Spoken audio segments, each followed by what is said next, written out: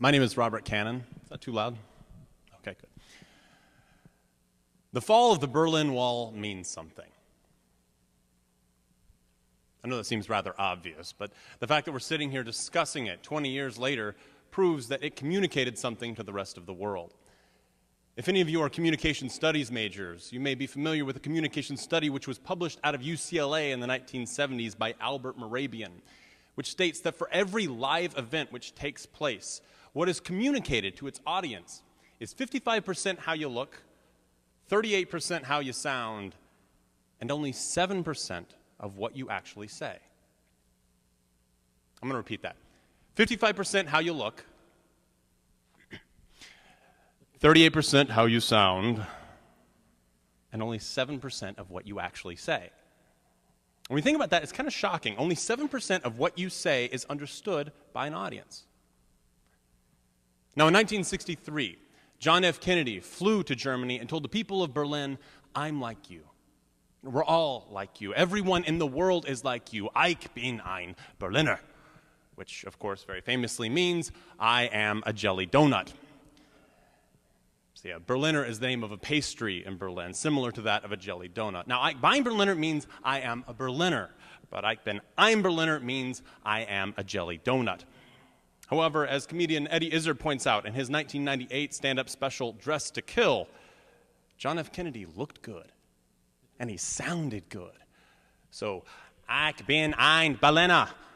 And the crowd went wild, but they must have turned to each other and said, "Did he just say he's a donut? I mean, he's American, he's slang, he's a donut, he's a donut."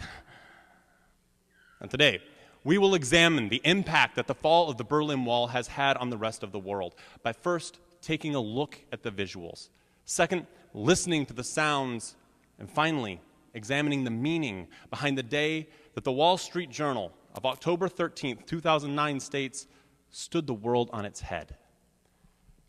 Now, Germany has had its past share of visuals which have seared their way into the memories of the world. But in 1989, a new visual was sent forth to the world. This visual seemed to say, "Hey, world, we messed up. We may not have made the best decisions in the past, but one thing is for certain. We are never going to let this kind of thing happen again." When Germans on both sides of the wall began wailing away at that structure, they were wailing away at oppression. They were wailing away at maltreatment. They were wailing away at their past. With all of the television cameras there to record these events and send them out to the world live via satellite, we were sent images of people smashing these graffiti-covered walls with sledgehammers, of bulldozers tearing these walls down and turning them into concrete dust. We were sent visuals of people crying for joy and being reunited with family members, of them standing on top of a structure which was a symbol of separation which we knew would fall down. The fall of the Berlin Wall communicated something to the rest of the world. It caused the New York Times of November 13th, 1989 to state, "The instability in East Germany has always been bad news, but this time all could end well." You see, in 1989, Germans looked at their past and at their present, and then took a look at their future, and understood that the future was just more of the same unless something changed, and that change was the destruction of something so vile, it represented all that was wrong with humanity. Visually speaking, it was a sight to behold. Now, the audio of the fall of the Berlin Wall is a little more difficult to examine, but make no mistake, it accounts for a large part of the overall impact pie. Now, in order to illustrate my point, I'd like to talk about another ban which was lifted in 1989. This ban was also unspeakable, and it ceased civil unrest, has been heavily discussed ever since. It spread celebration and joy throughout the land.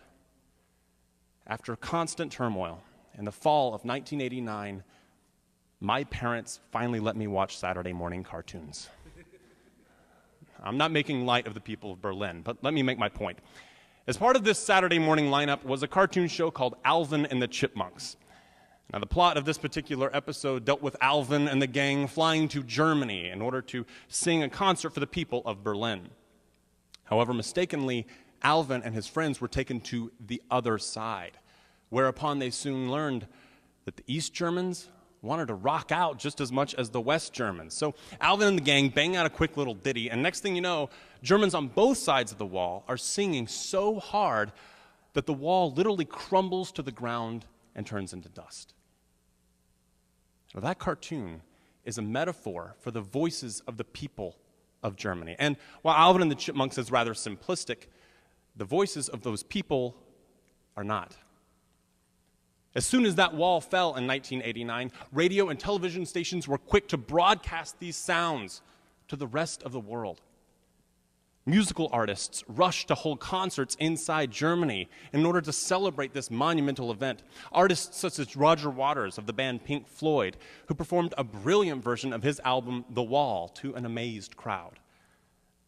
Now, the voices of those people, the shouts for freedom, which could not be ignored, the screams to be let out from an oppressive regime could not be contained in a wall 3 feet thick. It was the voices of those people which brought down the wall. Now, finally, we have the meaning behind the fall of the Berlin Wall.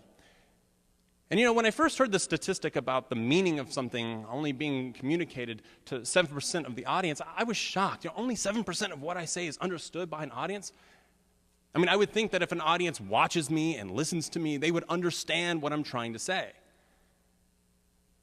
They do.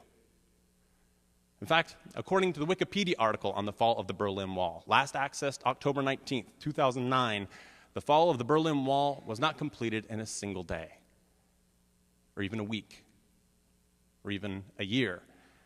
Instead, it was a complicated chain of events which took place well into the 1990s. But November 9th, 1989 serves as the date of celebration for the fall of the Berlin Wall. So, for all intents and purposes, it marks the beginning of the end.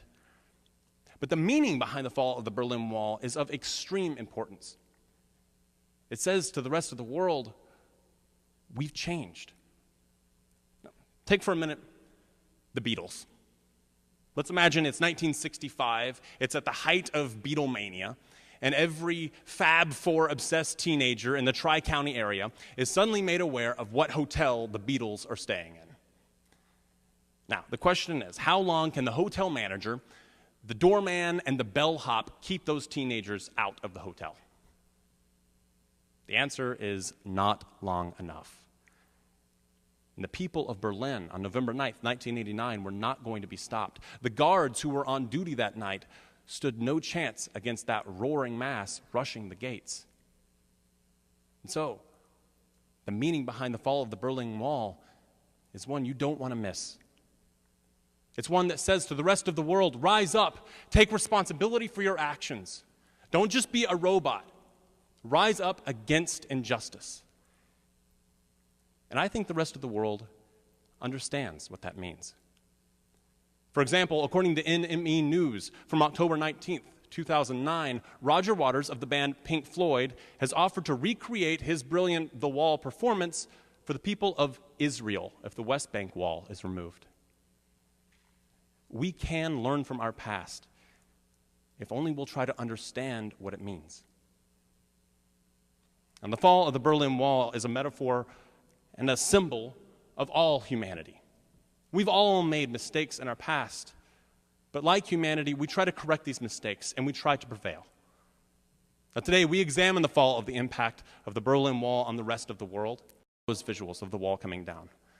I heard those sounds, and thank goodness the impact was not lost on me. So, like John F. Kennedy, like the people of Berlin, and like the people of the world, I would like to proudly announce that I, too, am a jelly donut. Before I leave, I'd like to do one last thing. If I could have everybody stand up for just 1 second. Everybody stand up for me.